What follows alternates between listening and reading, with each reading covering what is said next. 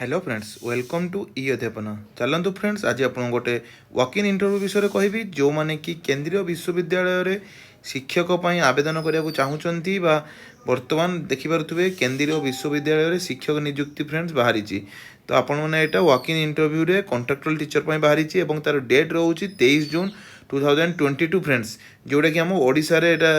जो केविट recruitment teacher बाहरी friends Odisha रे तार नोटिफिकेशन पूरा देखी फ्रेंड्स कौन आसी देखी नियंतु देखो पीजीटी पोस्ट अच्छी एवं टीजीटी भी पोस्ट अच्छी और कंप्यूटर इंस्ट्रक्टर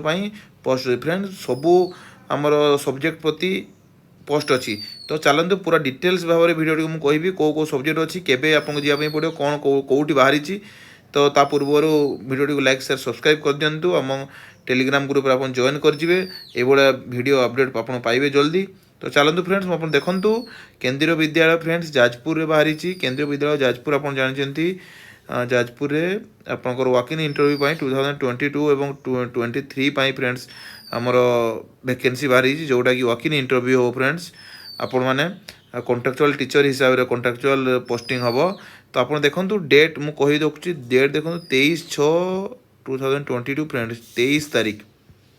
फ्रेंड आप कही आपको देखो 23 तारीख फ्रेंड मुझे कही 23 तारीख ही अच्छी फ्रेंड 23 तारीख पोस्ट कौन कौन देखो पीजीटी अच्छी English Hindi mathematics physics chemistry biology और कंप्यूटर साइंस फ्रेंड्स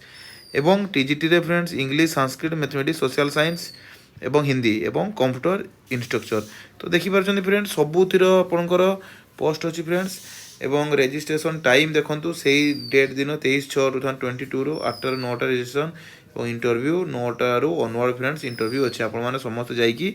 एटेंड करेंगे फ्रेंड्स एवं देखो तार केते आपन सैलरी पाइबे ता भी देखी देखो एसेंशियल क्वालिफिकेशन आप सब जानते पीजीटी कौन कौन रही देखो पीजीटी मेनली आपंकर सब्जेक्ट लेवल पीजीटी जो फिजिक्स केमिस्ट्री डिटेल्स देखिपे आप कौ मैंने केमिस्ट्री हो बायोकेमिस्ट्री करेंगे मैथ मैथमेटिक्स और एप्लाइड मैथमेटिक्स बायोलॉजी सेमती कौ मैंने एप्लाई करेंगे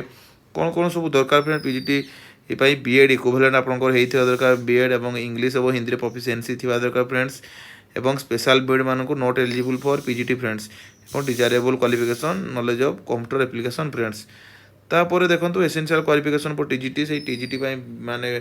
बैचलर डिग्री होता दरकार +3 आ जानते 50% मार्क और बीएड थी दरकार 50% मार्क फ्रेंड्स सेमती जिते बड़े आमर मुझे कही पीजीटी भी से भाई एमएससी होता दरकार रीजनल इंस्टीट्यूट और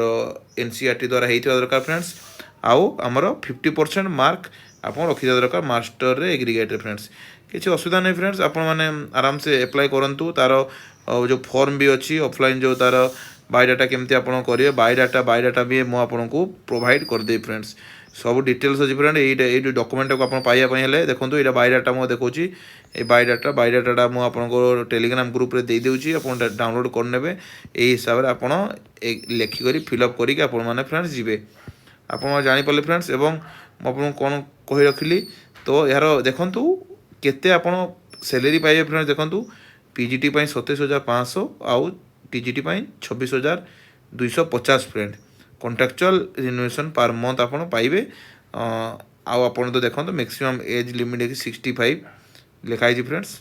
आपण मैंने एप्लाय आराम से करेंगे और नो टीएडीए मिलना ना फ्रेंड्स आपणकर